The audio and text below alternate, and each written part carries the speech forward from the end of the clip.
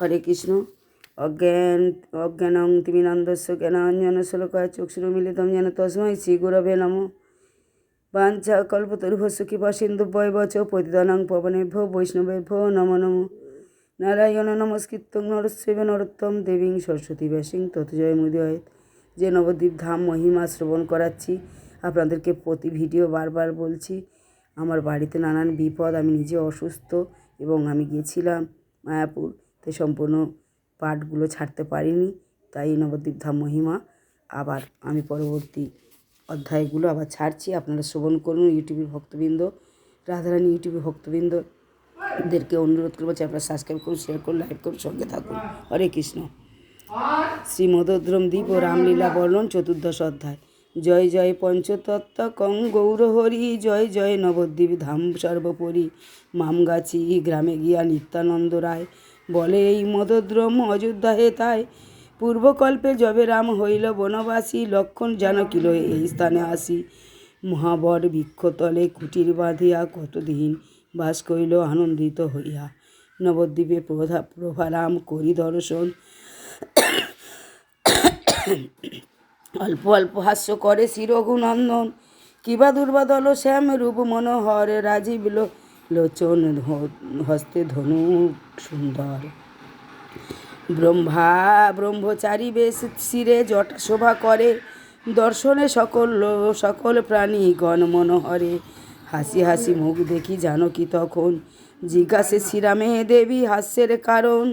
যেটা আমাদের নবদ্বীপ ধামে মুরারিগুপ্তের পাঠ। ওই স্থানে রামচন্দ্র ত্রেতা যুগে বনবাসকালে লক্ষ্মণ, হনুমান এবং জানকী এসেছিলেন ওখানে বনবাসকালে। তাই সীতা দেবীকে ভগবান এই স্থানে বসে হাসছে, দুর্বাদল শ্যামের রূপ মনে পড়ছে আর হাসছে।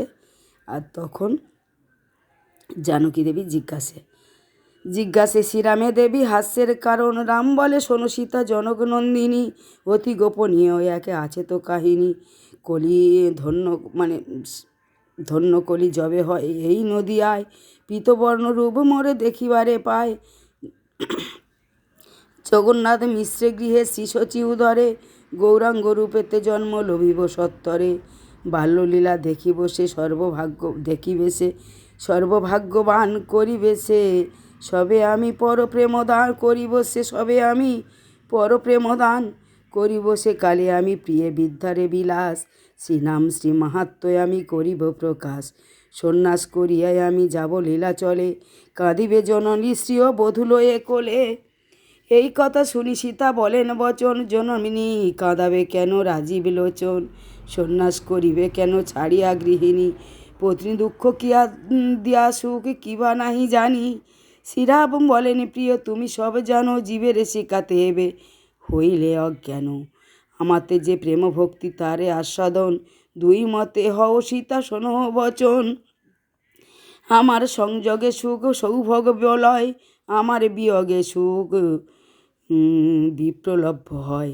ভক্ত মোর নিত্যসঙ্গী সৌভোগ বাঞ্ছয়, মম কৃপা বসে তারে বিপ্রলভ্য হয়। বিপ্রলভ্যে দুঃখ যেই আমার কারণ, পরম আনন্দ তাহা জানে ভক্তগণ। বিপ্রলভ্যে শেষ যবে সম্ভব সৌভোগ উদয়, পূর্বাপেক্ষা কোটি গুণ সুখ তাহে হয়। সেই তো সুখের হেতু আমার বিচ্ছেদ, স্বীকার করো তুমি বলে চারিভেদ। শ্রী গৌরাঙ্গ অবতারে কৌশল্যা জননী, শচীদেবী অদিতি বেদেতে যার ধ্বনি। তুমি প্রিয় বিষ্ণুপ্রিয়া রূপে সেবিবে আমারে, তুমি বিষ্ণুপ্রিয়া রূপে সেবিবে আমারে। বিচ্ছেদে শ্রী গৌরমূর্তি করিবে প্রচারে, তোমার বিচ্ছেদে কভু স্বর্ণ সীতা করি। ভজিব তোমারে আমি অযোধ্যা নগরী, তার বিনিময়ে তুমি নদিয়া নগরে গৌরাঙ্গ প্রতিমা করি পুজিবে আমারে। বলছে এই বনবাসের পরে আমি রাজা হব, তাহলে তোমাকে ত্যাগ করে আমি স্বর্ণসীতা গড়ে আমি রাজ্য চালাবো। আর পরজন্মে আমি গৌর অবতারে কলিযুগে আসব, তখন আমি সন্ন্যাস নেব, আর তুমি সেই গৌর প্রতিমা মূর্তি তৈরি করে পূজা করবে আমার, পুজিবে আমারে এই গুরু কথা সীতা গোপনীয় অতি, লোকেতে প্রকাশ নাহি হইবে সম্প্রতি। এই নবদ্বীপ মোর বড় প্রিয় স্থান, অযোধ্যাদি নাহি হয় ইহার সমান। এই রাম বর বৃক্ষ কেলি আগমনে, অদর্শন হয়ে যায় রবে সঙ্গপনে। এই রূপে রাম সীতা লক্ষণ সহিত এক স্থানে কতদিন হয়ে অবস্থিত। দণ্ডকরণ্যে গেলা কার্য সাধিবারে, রামের কুঠির স্থান পাও দেখিবারে। রাম মিত্র গুহক প্রভুর ইচ্ছা বসে, এই স্থানে জন্মিলেন বিপ্রের ঔরসে। সদানন্দ বিপ্র ভট্টাচার্য নাম তার, রাম বিনা ত্রিজগতে নাহি জানে আর। যেই দিন প্রভু মোরে জন্মে মায়াপুরে, সেই দিন সদানন্দ ছিল মিশ্র ঘরে। প্রভুর জন্মকালে যত দেবগণ, মিশ্রের ভবনে শিশু করে দর্শন। পরম ভুবনে শিশু করে দর্শন, মিশ্রের ভুবনে শিশু করে দর্শন। পরম সাধক বিপ্র চিনে দেবগণে, জানিল আমার প্রভু জন্মিল এখানে। পরম কৌতুকে বিপ্র আইল নিজ ঘরে, ইষ্ট ধ্যানে দেখে বিপ্র গৌরাঙ্গ সুন্দরে। সিংহাসনে বসিয়া আছে শ্রী গৌরাঙ্গ রায়, ব্রহ্মা আদি দেবগণ চামর ঢোলায়। পুনঃ দেখো রামচন্দ্র দুর্বাধল শ্যাম, নিকটে লক্ষণ বীর অনন্ত শ্রীধাম। শ্রী অনন্ত ধাম, বামে সীতা সম্মুখে ভকত হনুমান। দেখিয়া বিপ্রের হইল প্রভু তত্ত্ব জ্ঞান, পরম আনন্দে বিপ্র মায়াপুরে গিয়া, অলক্ষ্যে গৌরাঙ্গ দেখে নয়ন ভরিয়া। ধন্য আমি বলে বারবার,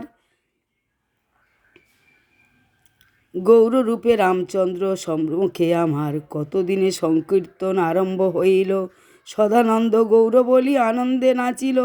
সদানন্দ বলে এক ভক্ত, তিনি লক্ষণ এবং অনন্তদেব যে বলরাম লক্ষণকে মধ্যে দেখতে পাচ্ছে, এবার রামচন্দ্রের মধ্যে ভগবান গৌরহরির রূপ দর্শন করছেন, পঞ্চতত্ত্ব জ্ঞান করছেন, অলক্ষ্যে গৌরাঙ্গ নয়ন ভরিয়া দেখছেন। ধন্য আমি বলে বারবার, গৌররূপে রামচন্দ্র সম্মুখে আমার। কতদিনে সংকীর্তন আরম্ভ হইল, সদানন্দ গৌর বলি হাসিতে লাগিল। সদানন্দ এক ব্রাহ্মণ রামের মধ্যে লক্ষণকে গৌররূপ মূর্তি দেখতে পেল। ওহে জীব, এই স্থানে শ্রীভান্ডির বোন, নির্মল ভকতগণ করে দর্শন। সেই সব কথা শুনি নিত্যধামে হরি, শ্রীজীবের অঙ্গে হয় সাত্ত্বিক বিকার। না, সেই সব কথা শুনি নিত্যধামে হেরি, নাচেন ভকতগণ নিত্যানন্দ ঘেরি। শ্রীজীবের অঙ্গে হয় সাত্ত্বিক বিকার, হা গৌরাঙ্গ বলি জীব করেন চিৎকার। সেই গ্রামে সেই দিন নারায়ণী ঘরে, রহিলেন নিত্যানন্দ প্রফুল্ল অন্তরে। পরম পবিত্র শুয়ে সতী ব্যাসের জননী, শ্রী বৈষ্ণবী রূপেতে শ্রী বৈষ্ণব গণে সেবা করিল আপনি। পরদিন পাতে সে সবে চলি কত দূর,